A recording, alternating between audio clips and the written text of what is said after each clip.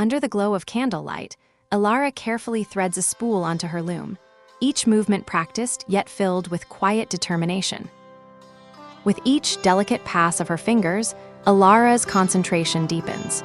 The rhythmic clack of the loom weaves together threads of hope and patience, a testament to the intricate dance between human hands and ancient machines. As the loom hums to life, a weaver gently adjusts her stance, her movements fluid as she guides the shuttle through the warp. Threads of blue and gold intertwine, painting stories into the fabric of reality. Lena's fingers move with a quiet grace, each thread woven into tales of heroism and magic. The air around her shimmers, slightly as if whispering secrets from another world. In the soft glow of twilight, shadows stretch across the room as she threads her loom. Each color tells a story, each pattern holds a secret.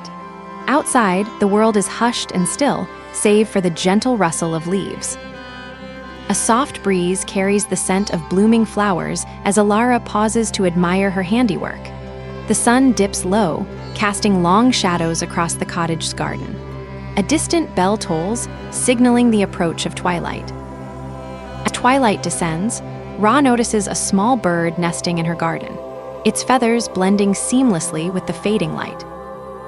Ra pauses her evening tasks to watch the bird flutter about, its delicate wings catching the last light of dusk. The garden is filled with the soft rustle of leaves and the distant hum of twilight creatures. Silence envelops the garden as night falls, each creature settling into its slumber. The air is filled with a sense of peace and reflection, wrapping warmly around every soul who calls this place home.